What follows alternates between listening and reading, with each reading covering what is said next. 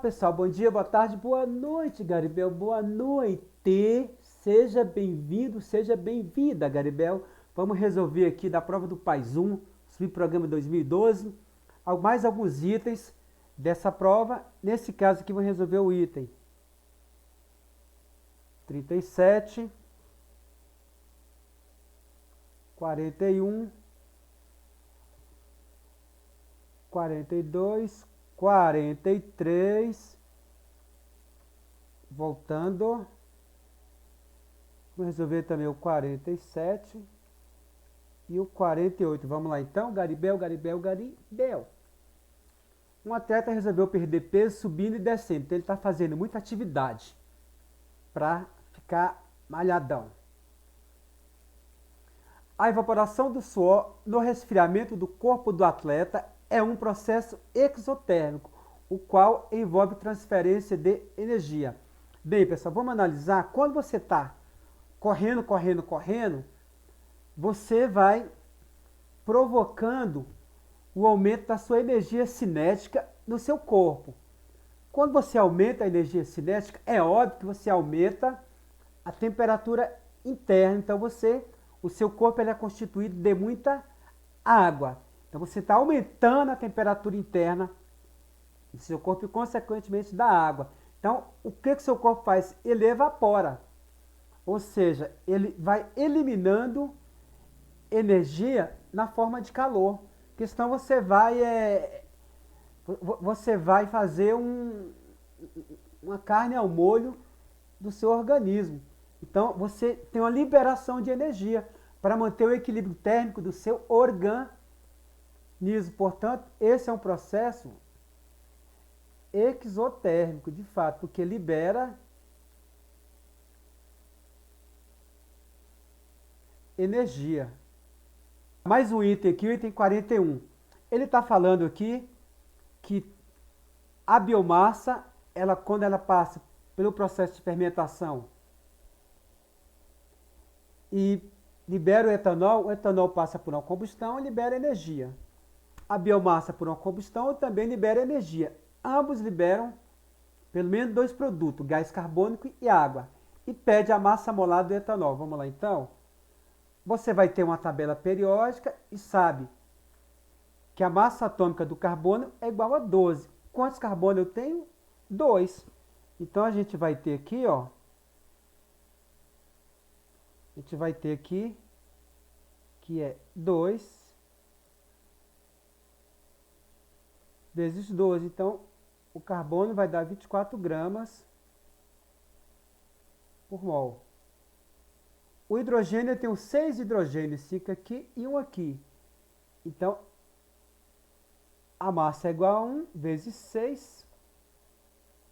6 gramas por mol. O oxigênio, eu tenho 1, é 16. Então, vai dar 16 gramas por mol.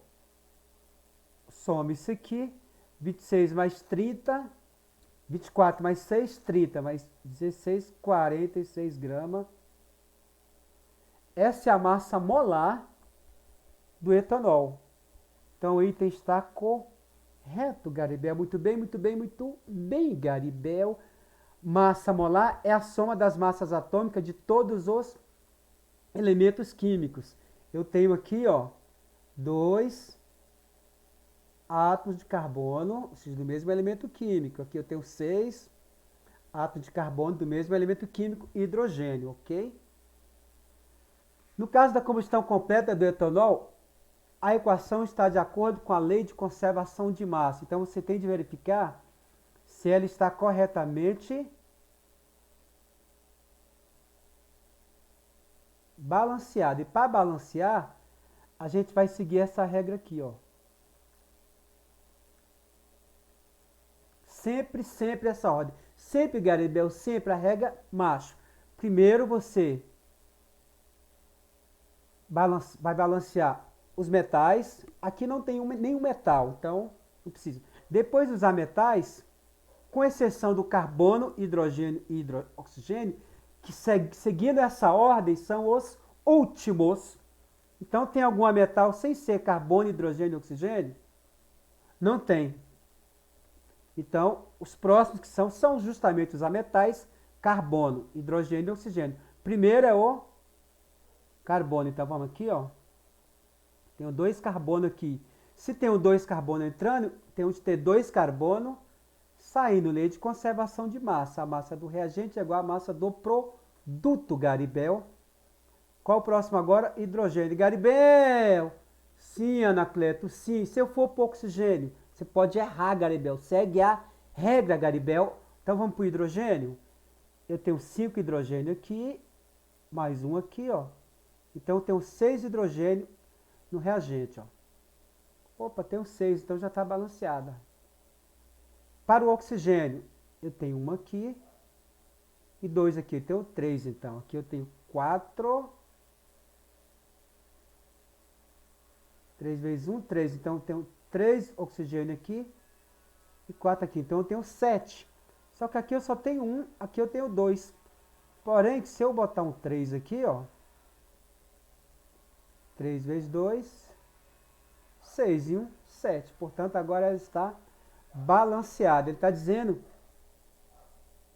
a seguinte equação está de acordo com a lei de conservação de massa. Não está. Porque para estar de acordo com a conservação de massa, o número de carbono, hidrogênio e oxigênio do reagente tem de ser igual ao do produto.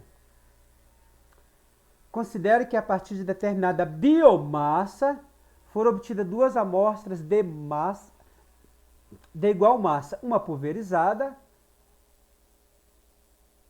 e outra em cavacos. Em cavacos são pedacinhos, por exemplo, de madeira. E pulverizada é como se tivesse a serragem,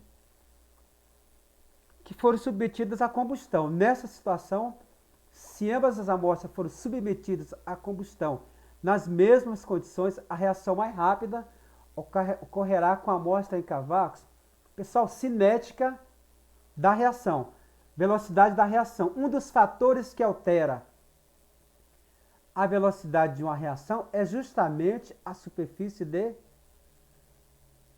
contato. Imagine que você tem 2 situações. Uma madeira cortada em pedaços e madeira pulverizada. Qual dessas acontece combustão mais rápida? Na pulverizada. Então, a reação mais rápida ocorrerá com a amostra de cavacos? Não, pessoal. Errado, Garibel. Nós vamos até o item 48, né? É possível obter água pura apropriada para uso doméstico agrícola por meio da dessalinização, ou seja, você vai tirar o sal por meio do calor, ou congelando a água do mar, conforme descrito a seguir. Na dessalinização térmica, a água salgada ela é vaporizada, então ela recebe energia, um processo endotérmico. E depois ela é condensada. Nesse processo, o sal não é carregado na evaporação. Sempre que até porque o ponto de ebulição dele é bem maior que o da água. Sempre que a água do mar evapora, os sais permanecem. Assim, a água das nuvens não é salgada. O processo de congelamento da água, ou seja, o processo exotérmico, consiste basicamente na extração de sais minerais, porque só a água congela. Os sais não, até porque o ponto de fusão dos sais minerais é bem menor do que a da água. Esse processo pode ser desenvolvido em grande escala, mas sua implementação é muito cara. Tendo como referência essas informações, julgue os itens seguintes. Os processos referidos no texto são interpretados a partir das propriedades da água, assim. Quais? Aqui em cima, ebulição. E aqui embaixo, fusão. Sem que se considere a natureza das substâncias.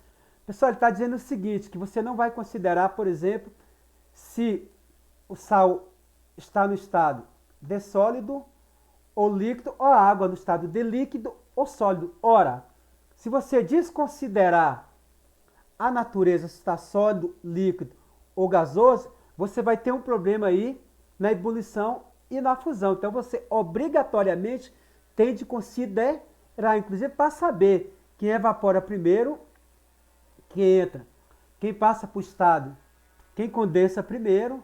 Então você tem de saber. Então tá errado, Garibel, errado. Por meio do processo de filtração simples, pode-se purificar a água do mar. Pessoal, você tem vários micro-organismos que precisam de uma eliminação para tornar a água potável. Ou seja, então não é só a filtração. Tá ok? Então você tem de ter outros processos para que a água fique potável. Então não é só filtrar. Então, errado, Garibel, errado. Pessoal, muito bem, muito bem, muito bem, Garibel. Bem, acabou mais os itens que nós resolvemos.